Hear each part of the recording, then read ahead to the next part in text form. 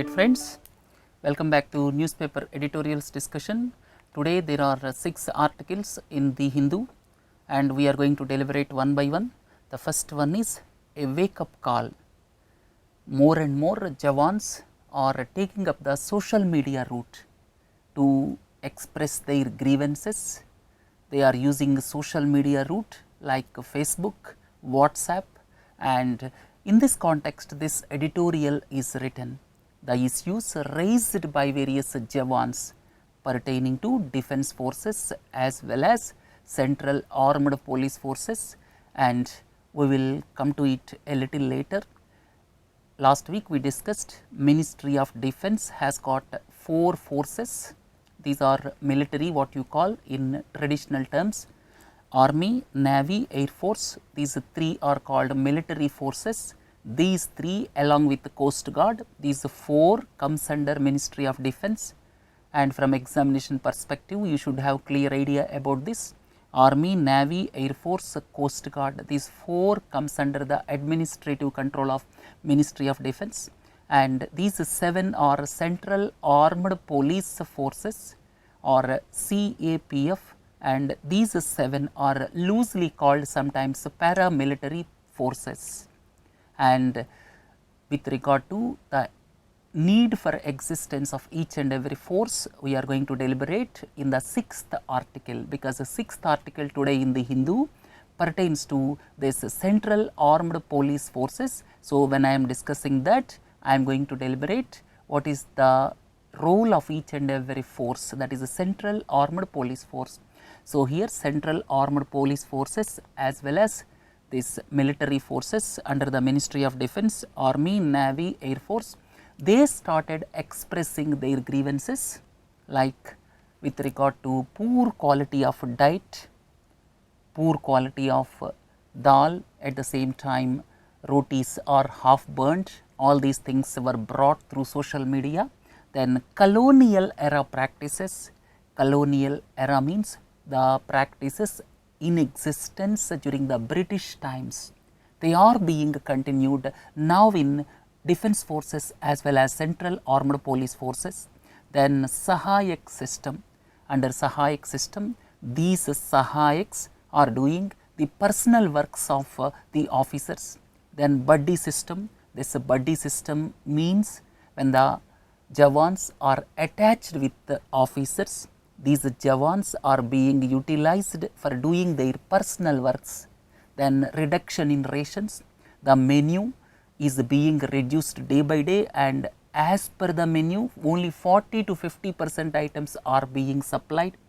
Then discrimination by officers. So, these are the points raised through social media, and here the important point one should ask is the advent of social media can have wider ramifications on national security if left unchecked.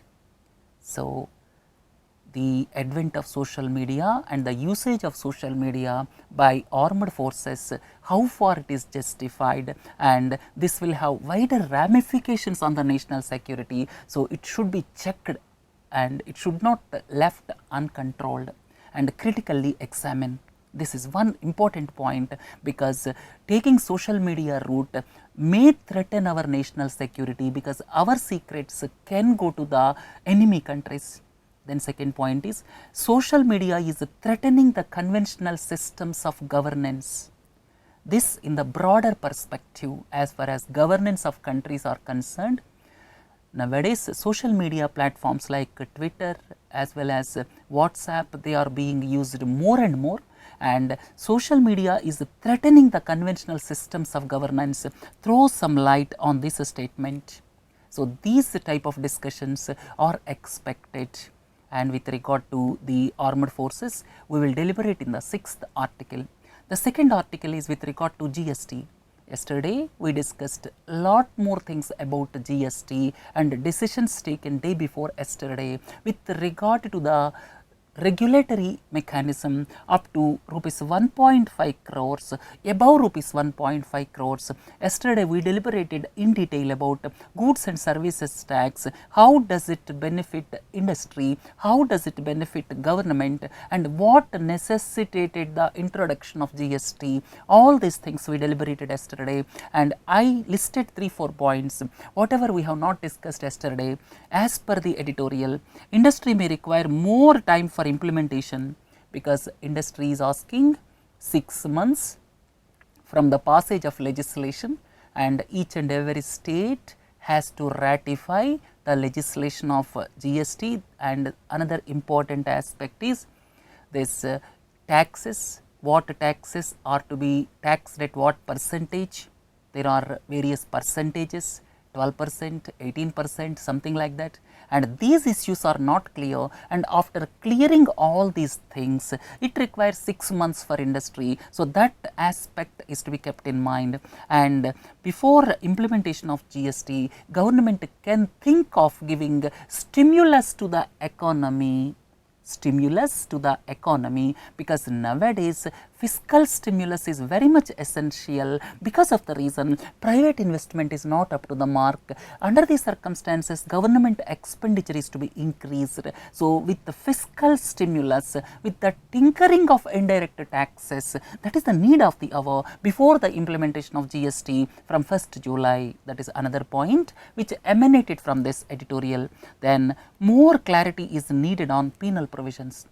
The law will have penal provisions, and more clarity is needed on that, and more clarity is needed on creation of anti-profiteering authority also.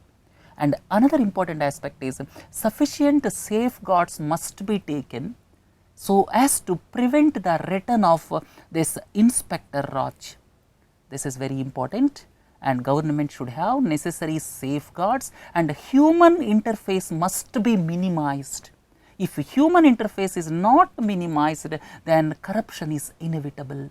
So the existing IT systems must take care of the compliance part, and human beings must be less in interaction. More and more interaction will be through this technological means, not by humans.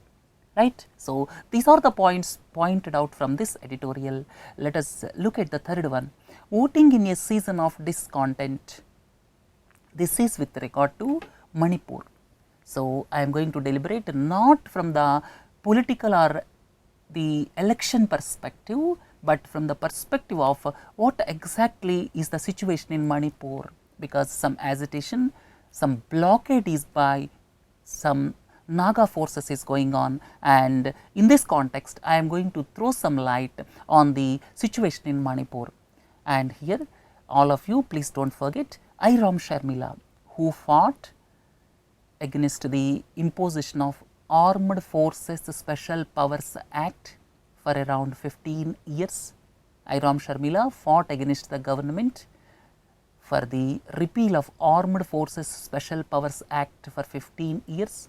Is now contesting the elections with the party name People's Resurgence and Justice Alliance. Please do not forget, from examination perspective this is important. People's Resurgence and Justice Alliance, this is floated by Iram Sharmila. And if you look at Manipur, please look into this map. Manipur, this has got border with Myanmar. In fact, 4 states have border with Myanmar. So that is why they are very important, because of the reason lot of insurgency operations are taking place on Myanmarese land. So here if you look at Manipur, so here elections are going to be held. It has got border with Myanmar. Total seats are 60. Here the state is divided into 2 regions, valley region, the second one is hilly region. Valley region has got 40 seats and hilly region has got 20 seats. Valley region is predominantly inhabited by Métis. Métis are predominantly in the valley people, they are non-tribals and most of them follow Hindu religion. So Métis, they are predominantly in valley region, and in the hilly region there are Nagas as well as Kukis. please do not forget, Nagas as well as Kukis, they are inhabiting this hilly region, and Nagas resorted to agitation from November 1, and this is led by United Naga Council. They resorted to traffic blockade, that is why essential services were affected, and United Naga Council resorted to this road blockade because they are not happy with the bifurcation of their dominated districts. Dominated districts by Nagas were bifurcated. Total districts created increased from 9 to 16. Total districts created increased from 9 to 16, and Nagas are not happy with the bifurcation of their dominated districts. That is why they resorted to road blockade. So, if someone talks about Manipur, 2-3 aspects do not forget. Iram Sharmila, People's Resurgence and Justice Alliance. At the same time, valley region, hilly region, Métis are predominantly in valley region, Nagas and Kukis are in hilly region, and Nagas resorted to agitation because of increase of districts from 9 to 16, and their dominance in some districts is going away because of the bifurcation of some districts. And initially they started on November 1, sensing that government is going to create 2 districts, but subsequently government bifurcated 9 to 16. That is why Nagas are not happy. So, this is for statistical information I discussed. I am not going into who is leading and who will win. Those aspects are not important for us. Only what is important is what is the geographical situation as far as this Manipur is situated, and what is the demographic pattern. These things are important, right. Let us look at the next article, the real meaning of independence for RBI. This article is written by Niti Aayog official. When an article is written by Niti Aayog official, naturally the article will try to defend that autonomy and institutional integrity of RBI are not encroached upon. As per the article, autonomy of RBI is not encroached upon, and here the interesting point or important question is, autonomy and institutional integrity of RBI is vital for upholding democracy in true letter and spirit. Examine the court statement in the context of demonetization. There are several news reports that the institutional integrity of Reserve Bank of India is in doubt now. Autonomy is compromised, credibility is at stake.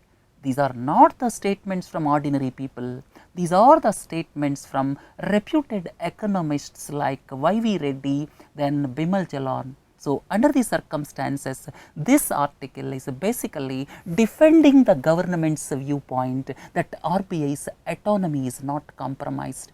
So, this is one side of the story. I listed out various points from this article, and at 12 o'clock I am going to deliberate on the comprehension article, ring fence RBI. There the newspaper's viewpoint of Economic Times is RBI's integrity and autonomy is compromised. So, if you listen these two, you can frame your own opinion. So, this article primarily runs on the viewpoint of government that RBI's autonomy is not compromised, right. So, let us look at one by one. As per this article, democratically elected governments are supreme. So, the government was elected as per the law of the land. In a democracy, democratically elected governments are supreme. So, the government derives its power from people's mandate. That is why government is supreme. Then section 7 on management part 1 of RBI Act says that the central government may from time to time give such directions to the bank consider necessary in the public interest. So, as per one section of the RBI Act, it clearly states that the central government may from time to time give such directions to the bank consider necessary in the public interest. So, the final authority lies with the government. Third point is, government took the decision in the public interest after consultation with the RBI board. government took the decision of demonetization in the public interest, then RBI's role is just to implement it. RBI cannot question government's decision. Then fourth point is RBI board recommended the action when government referred to RBI board. Government referred that we are going to demonetize 500 rupee and 1000 rupee notes, then RBI board recommended it, and subsequently the role of governor and deputy governors is to implement it without any hitch. So, without much problems, RBI's role is to implement it. But this article is quite silent on whether RBI was given time for proper implementation or not. That is different story. I am not going into those aspects. Then the next point is RBI consists of technocrats and bureaucrats. RBI consists of just bureaucrats who are unelected. So, democracy power comes from elections. Power comes from the people. So, people elect representatives. Government is nothing but it is the representatives who elect them. So, here who are unelected, RBI bureaucrats, technocrats, they are unelected and are not accountable to the people.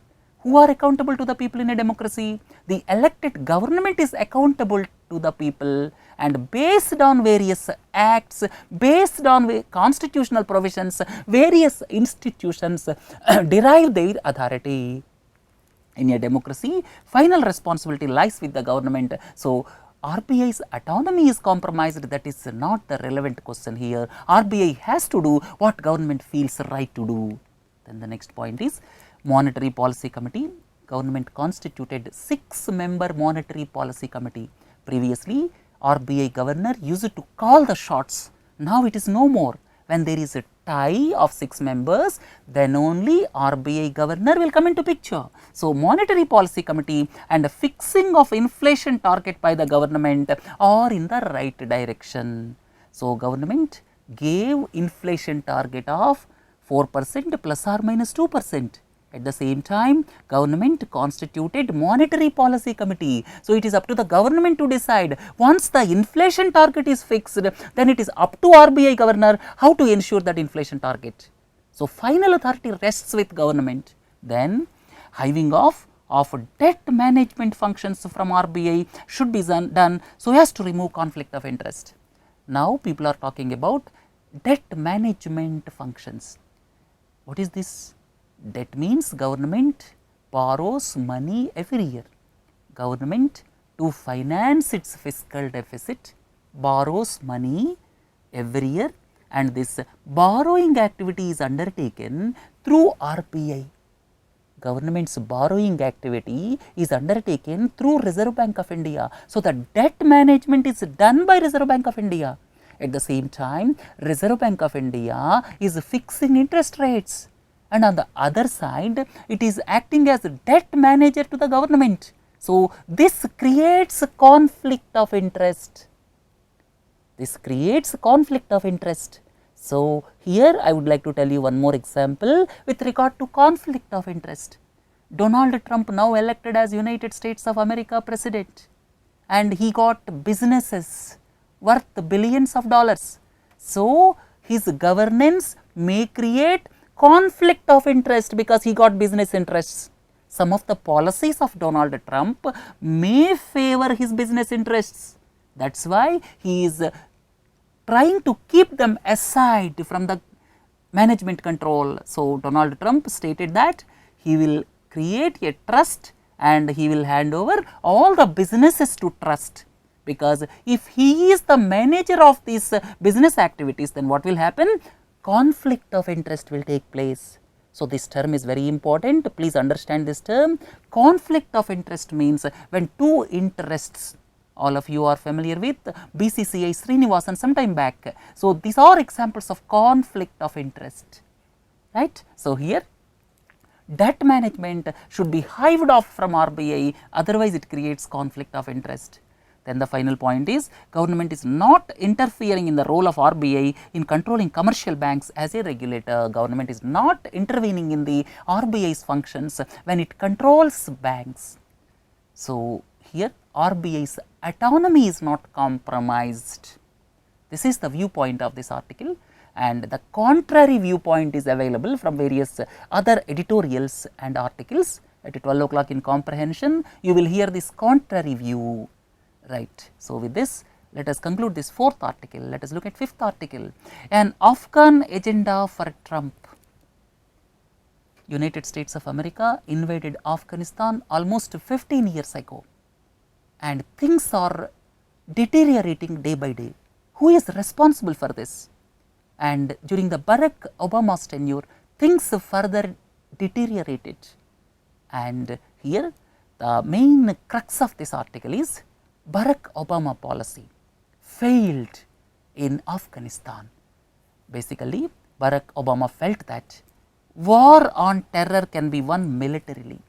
War on terror can be won militarily by sending more and more military forces, and with military action, more and more drone attacks, more and more arms and ammunition, war can be won militarily, but it proved to be wrong. Then second point is the most disadvantageous, or you can say the most disastrous of the policies of Barack Obama is Pakistan can bring truce with the Taliban.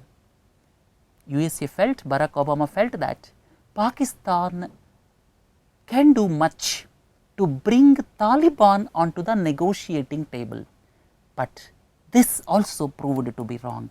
So, in whatever way you see, it is totally disastrous. And let us look at various points. Obama's mistakes. No consistent Afghanistan policy. Initially he stated one thing, subsequently he reverted back, and as per the article, some points are there, I am going to produce in the next slide.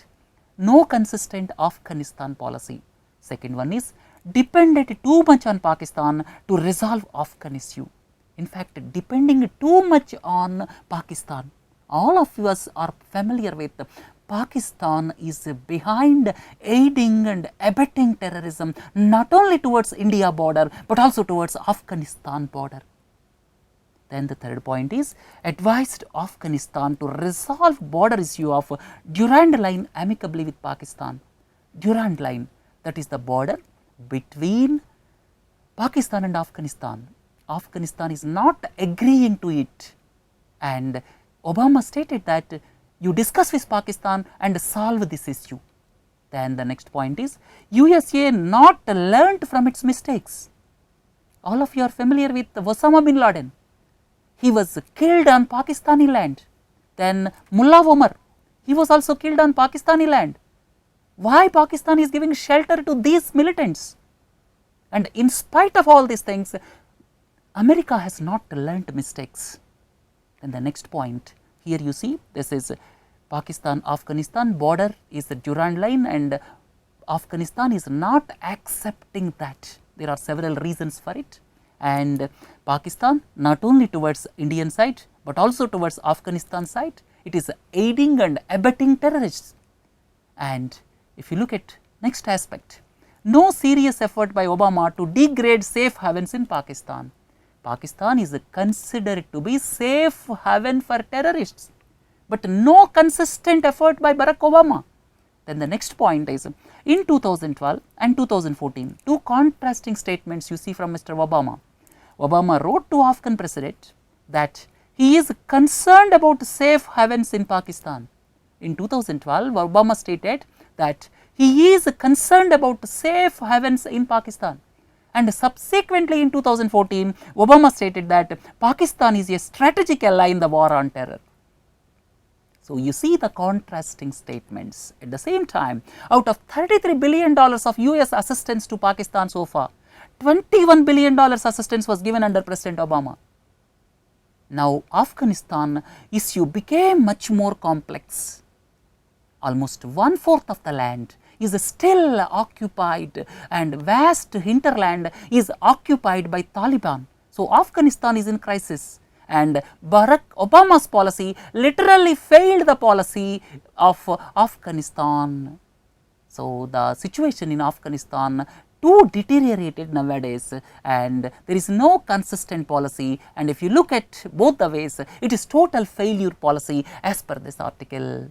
And if you think logically, this appears to be true, because Afghanistan situation worsened during the past 8 years, and Obama's statements are somehow not consistent if you look at Pakistan, right. So, the article clearly stated that something more need to be done by Donald Trump, but we are not sure that Donald Trump will look at furthering the interests of Afghanistan at this juncture.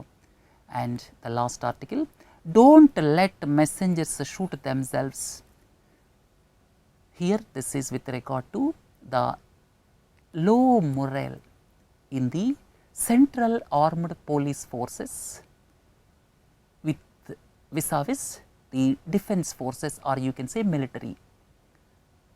This central armed police forces, around 10 lakh are working in 7 central armed police forces, and a lot many suicides are taking place. Around 1600 suicides took place during the past 10 years. Then at the same time, fratricides. Fratricide means killing brother or sister or fellow employees is a fratricide. Number of fratricides are also taking place, and suicides are 1600 during the past 10 years. Government says that there are other reasons for suicides, but overall the morale is quite low. And I am going to deliberate what exactly meant by the central armed police forces, why they are created. Around 10 lakh are working in 7 central armed police forces. They comes under Ministry of Home Affairs. That is one important point you should not forget. Then Assam Rifles is the oldest, which was created in 19th century. Defense forces are around 13 lakh, and 13 lakh defense forces, and around 10 lakh central armed police forces. And what is the role of central armed police forces? Basically, the role of central armed police forces is to assist defense forces as well as local police when Naxalite problem is there. All of you are familiar with extremism affected districts in our country, and there these central armed police forces are deployed to assist local police, and in the border areas these are deployed to assist armed forces or defense forces. So, that is why you can say this central armed police forces assist defense forces or local police in protecting our external borders, that is one aspect, and maintaining law and order inside the country. So, for this purpose only these 7 are created. And as I have already told you, Ministry of Defense has got Army, Navy, Air Force, and now this central armed police forces feel that their working conditions are much inferior to the working conditions of Ministry of Defense, right. And now let us look at central armed police forces. Assam Rifles, BSF, CISF, CRPF, and I will throw some light why they are created. Assam Rifles basically to protect India-Myanmar border. India-Myanmar border is basically prone for insurgency, because a lot of these insurgency camps are there on the Myanmarese land, and to protect that border this Assam Rifles was created. Then the next one is border security force, that is created to protect Pakistani border, because lot of terrorists infiltration is taking place, to assist armed forces and to protect Pakistani border. Border security force is created. This is border security force. This is created to assist armed forces to protect Pakistani border. And if you look at this ITBP, Indo-Tibetan Border Police is created to protect our Chinese border. To protect our Chinese border, this ITBP is created, and to protect our Nepal as well as Bhutan. Then one organization which is created for this purpose is this SSB, Sashastra Seema Bal. So, SSB is created to protect Nepali as well as Bhutanese border, and as I have already told you, Assam Rifles, Myanmar border, BSF Pakistan border, then ITBP China border, then CISF Central Industrial Security Force is created to protect our public sector enterprises like BHEL, NTPC. Then Central Reserve Police Force. Central Reserve Police Force is basically created to maintain law and order inside the country. There are several districts which are prone to Naxalites. Naxal activities are there, left wing extremism districts are there in the country, and to assist local police, this CRPF is created, and anti-terrorist wing is National Security Guards, or what you call Black Cat Commandos. Black Cat Commandos is National Security Guards. So, these 7 are created for specific purpose. So, these are known as Central Armed Police Forces under the Ministry of Home Affairs. And as I have already told you, Ministry of Defence has got these 4.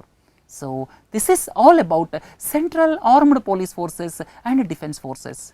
And let us come back to the article. The article talks about disparities between this military forces as well as Central Armed Police Forces. One is pay and allowances. There is a lot of disparities in the pay and allowances, service conditions, grievances redress mechanism is not that satisfactory in this Central Armed Police Forces, and all of you are familiar with the court martial. When somebody says court martial, this is a military court. If any offence is committed by a army jawan, if army jawan commits some offence, that should be taken to the military court, what is popularly known as court martial. So, court martial is the normal practice in military. And subsequently, Armed Forces Tribunal Act was also passed in 2007. That means, if the person is not happy with the judgment of this court martial, then there is a remedial measure available which is known as Armed Forces Tribunal Act.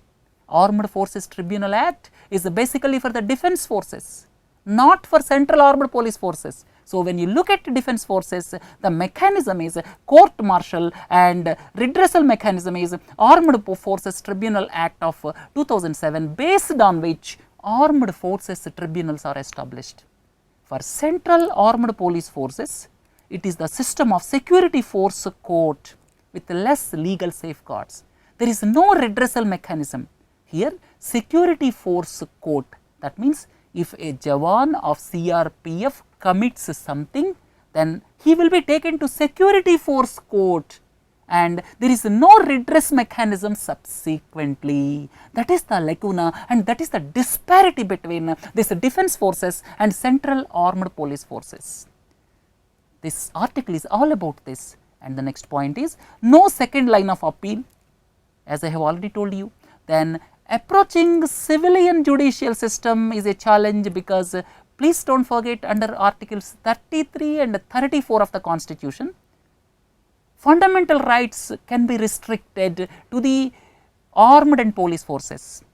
As per article 33 and 34 of the Constitution, Parliament can restrict fundamental rights to armed forces. So, when fundamental rights are restricted, then for remedy they cannot approach a civilian judicial system. So, this is all about this article. In fact, whatever the reason, the morale of the Central Armed Police Forces is quite low, and suicides and fratricides are quite high in armed forces. So, something is to be done to increase the morale of the people. So, that is all about this article, and today we deliberated all the articles of the Hindu, and please do join for 12 o'clock for comprehension. The article is Ring Fence RBI, and with this let us conclude today's editorial discussion. Have a nice day. Thank you.